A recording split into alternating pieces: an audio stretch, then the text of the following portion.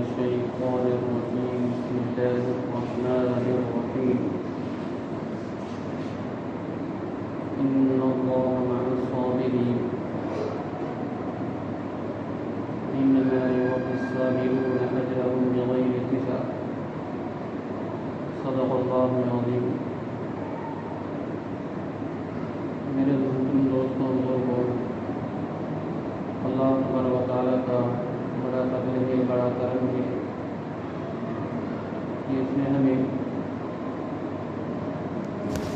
جمعے کے دن نصیب فرمایا اور ہمیں اس مسجد علی کا بیٹا فرمایا.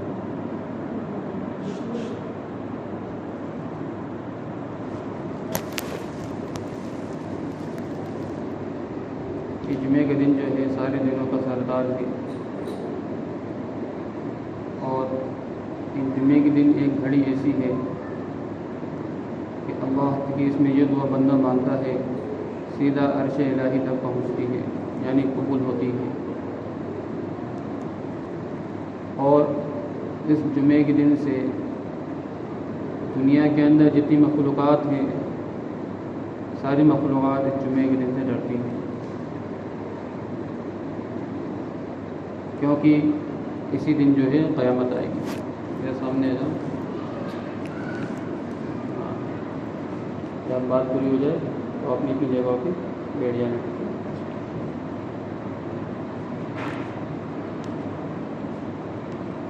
تو یہ دن ہمیں عطا فرمایا، یہی اللہ کا بہت بڑا ہم پر احسان ہے.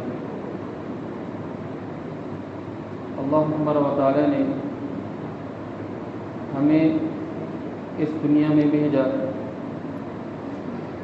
اور قیامت تک اس دنیا میں انسان جو ہے آتے رہیں گے، جاتے رہیں گے. اس لیے جو ہے جب دنیا میں انسان آیا ہے تو ہر انسان کی ایک ہی خواہش ہے، ایک ہی تمنا ہے کہ وہ کامیاب ہو جائے. ہر انسان جو ہے کامیاب ہونا چاہتا ہے، اور اللہ بھی چاہتے ہیں کہ میرے بندے کامیاب ہوں. اس لیے اللہ تبارک و تعالی نے اپنے بندوں کی کامیابی کے لیے بے شمار انبیاء کرام، کم و بیش 7 لاکھ نبیوں کو، انبیاء کرام علیہ السلام کو دنیا میں بھیجا اللہ کے بندوں کی کامیابی کے لیے، کہ تمام انبیاء کرام اس دنیا کے اندر آئے اور اپنی اپنی قوم کو کامیاب ہونے کا راستہ دکھایا، کامیابی کی ہدایت دی. اسی طرح سب کے آخر میں ہمارے پیارے نبی سید الانبیاء کے تمام نبیوں کے سردار ہیں، سرور کونین حضور پاک صلی اللہ علیہ وسلم کو بھی جو ہے انسانوں کی کامیابی کے لیے بھیجا کہ وہ آئے اور انہوں نے بھی انسانوں کی کامیابی کی ہدایت دی. انسانوں کی کامیابی کس چیز میں رکھی ہے؟ وہ ہے دین. اور دین کیا ہے؟ وہ ہے اللہ کا حکم اور نبی پاک صلی اللہ علیہ وسلم کا پاکیزہ نورانی طریقہ. تو اسی میں اللہ تبارک و تعالیٰ نے اپنے بندوں کی کامیابی رکھی ہے. لیکن جب انسان اس دنیا کے اندر آیا ہے تو انسان اس دنیا کی نعمتوں میں ایسا کھویا، اس دنیا کی خوبصورتی میں ایسا جو ہے گم ہو گیا کہ اللہ کے حکموں کو، نبی کے طریقے کو جو ہے بھلا بیٹھا، اور اپنی کامیابی جو اصل کامیابی ہے اس کو بھول گیا. ایک سلطان تھے، سلطان محمود، بہت پہلے بہت نیک بادشاہ تھے. اب ان کے پاس ایک دیہاتی آتا ہے جو پڑھا لکھا بھی نہیں تھا، کوئی اس کا کاروبار بھی نہیں تھا، غریب تھا. تو سلطان نے اس کو جو ہے اپنی خدمت کے لیے رکھ لیا.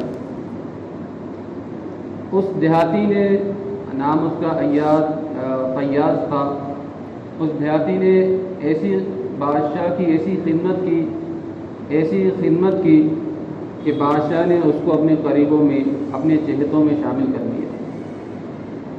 وہ بادشاہ کا چہتا کہلانے لگا، خاص کہلانے لگا۔ اب بادشاہ کے جو قریبی تھے، بادشاہ کے جو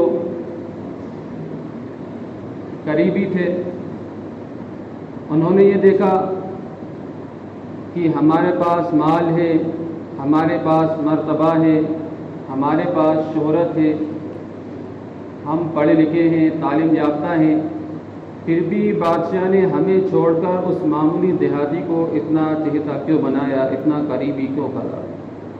چنانچہ ان تمام اعتراض کرنے والے بادشاہ کے پاس پہنچے اور بادشاہ نے یہ کہا کہ سلطان، ہمارے پاس ہر ایک چیز ہے، مال ہے، دولت ہے، صلاحیت ہے، تجربہ ہے، تعلیم یافتہ ہے، پھر بھی آپ نے اس دیہاتی کو اتنا قریب کیوں کر کے رکھا ہے جو نہ پڑھا لکھا ہے، نہ ہی اس کے پاس کوئی مال و دولت ہے؟ تو بادشاہ نے کہا کہ اس کا جواب میں ایک دن تم کو ضرور دوں گا۔ چنانچہ بادشاہ نے ایک دن سارے اعتراض کرنے والوں کو بلایا اور اس فیاض کو بھی بلایا، یعنی دیہاتی جو تھا اس کا نام فیاض تھا۔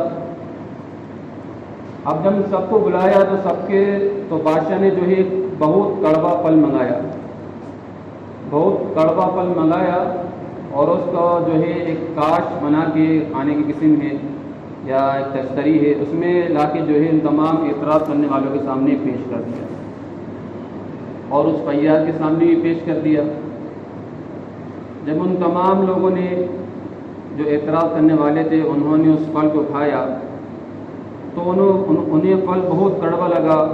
ہائے رب، یہ بہت کڑوا پھل ہے، سلطان یہ تو بہت کڑوا پھل ہے، ہم اسے نہیں کھا سکتے۔ لیکن جو فیاض تھا وہ اس پھل کو بڑے آرام سے کھا رہا تھا، بڑے آرام سے اس پھل کو کھا رہا تھا۔ اب بادشاہ اس کے پاس گیا اور اس سے پوچھا کہ تم یہ پھل کیوں کھا رہے ہو؟ یہ پھل تو جو ہے کڑوا ہے۔ دیہاتی نے کہا کہ پھل تو یقیناً کڑوا ہے، بہت کڑوا ہے۔ تو بادشاہ نے کہا پھر تم اس کو کیوں کھا رہے ہو؟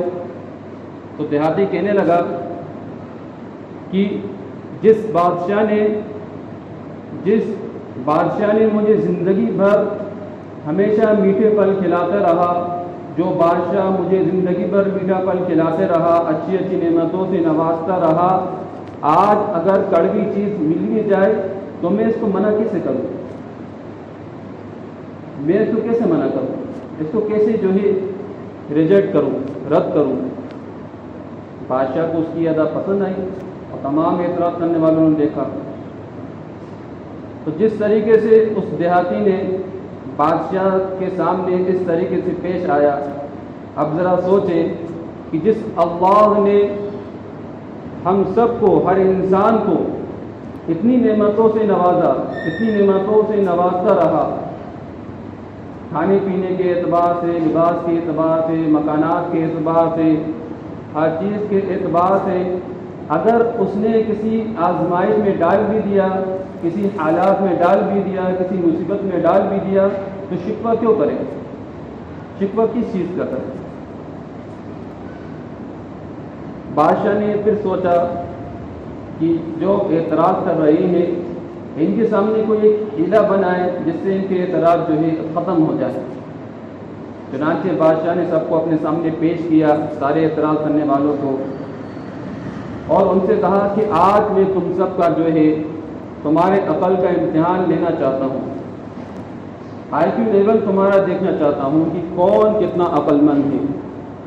جو اس میں پاس ہو گیا، کامیاب ہو گیا، میں اس کو جو ہے انعام دوں گا، وہ جو ہے کامیاب ہو جائے۔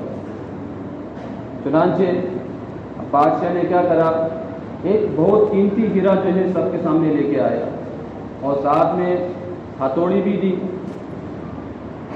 اور کہا کہ اس ہیرے کو اس ہتھوڑی سے توڑ ڈالو، اس ہیرے کو اس ہتھوڑی سے توڑ ڈالو۔ اب اعتراضات کرنے والوں نے سوچا کہ آج تو ہماری جو ہے ہمیں آگے بڑھنے کا موقع ملا ہے. بادشاہ نے اسے امتحان لیا ہے کہ اگر ہم اس میں اپنی کمالات دکھائیں تو ہم بادشاہ کے اور زیادہ قریبی بن جائیں گے. چنانچہ سب نے یہ کہا، ایک نے کہا کہ یہ تو بہت قیمتی ہیرا ہے، ہم اس کو کیسے توڑ سکتے ہیں، ہم اس کو کیسے توڑ سکتے ہیں، یہ تو بہت قیمتی ہیرا ہے، لہٰذا ہم اس کو نہیں توڑ سکتے. تو بادشاہ دوسرے اعتراض کرنے والے کے پاس لے گیا، انہوں نے بھی یہی لوجک دیا کہ یہ بہت قیمتی ہیرا ہے، اس کو نہیں توڑ سکتے. تیسرے کے پاس لے گیا، انہوں نے بھی یہی لوجک دیا. چوتھے کے پاس لے گیا، انہوں نے بھی یہی لوجک دیا. پانچویں کے پاس لے کے گئے، انہوں نے بھی یہی لوجک دیا.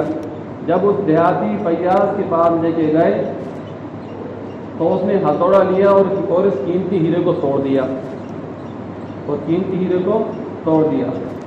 اب اعتراض کرنے والے نے سوچا کہ اب اس دیہاتی کی شامت آ گئی. اس دیہاتی نے بادشاہ کے قیمتی ہیرے کو توڑ دیا ہے، اب بادشاہ جو ہے ان کی خیر لیں گے، ان کو چھوڑیں نہیں. اب بادشاہ نے دیہاتی سے پوچھا کہ تم نے اتنے قیمتی ہیرے کو کیوں توڑ ڈالا؟ اس دیہاتی نے کہا کہ بادشاہ سلامت، یہ ہیرا تو بے شک قیمتی تھا، لیکن میرے سامنے دو آپشن تھے، دو باتیں میرے سامنے تھیں کہ یا تو میں اس ہیرے کو توڑوں یا تو میں آپ کے حکم کو توڑ دوں. تو میں نے یہ سوچا کہ بادشاہ کے حکم کے آگے کتنی بھی قیمتی ہیرے آ جائیں، ایسے 1000 ہیرے آ جائیں، ان کی کوئی قیمت نہیں. بادشاہ کے حکم کے سامنے ان قیمتی ہیروں کی کوئی قیمت نہیں. اس لیے میں نے آپ کے حکم کو، آپ کے حکم پر عمل کرنا بہتر سمجھا اور میں نے اس قیمتی ہیرے کو توڑ ڈالا. بادشاہ کو ان کی ادا پسند ہے. اب ذرا سوچیں کہ آج اللہ کے حکم کے سامنے کتنی نعمتوں کو جو ہے بھلایا جاتا ہے، کتنی نعمتوں کو چھوڑا جاتا ہے، کتنی تمناؤں کو قربان کیا جاتا ہے، کتنی نفسانی چاہتوں کو جو ہے پیچھے لے جایا جاتا ہے. لیکن اس کا الٹا ہوتا ہے کہ اللہ کے حکم کے سامنے تمام نعمتیں بڑی ہیں اور اللہ کا حکم چھوٹا ہے. لیکن اس دیہاتی نے بادشاہ کے حکم کے سامنے اتنی قیمتی ہیرے کو جو ہے توڑ ڈالا، اتنی قیمتی ہیرے کی کوئی قیمت نہیں رکھی. تو ہم تو اللہ کے بندے ہیں، اللہ کے غلام ہیں، تو اللہ کے حکم کے سامنے ہم اتنی نفسانی چاہتوں کو ہم کیوں آگے رکھیں، کیوں سامنے رکھیں، کیوں جو ہے اتنی اہمیت ہے؟ کوئی اہمیت نہیں، کوئی قدر نہیں. اب اعتراضات کرنے والوں نے، وہ تو ان کی ہار ہو گئی تھی، وہ تو ہار گئے تھے. اب انہوں نے کوئی نہ کوئی نقص اس کے اندر دیکھنے کی کوشش کی. اب انہوں نے یہ دیکھا کہ دیہاتی جو ہے فیاض، اس کے پاس ایک لوکر ہے، وہ ڈیلی اس لوکر کو کھولتا ہے، صبح شام اس کو دیکھتا ہے، پھر بند کر دیتا ہے، اور چابی بھی اپنے پاس رکھتا ہے.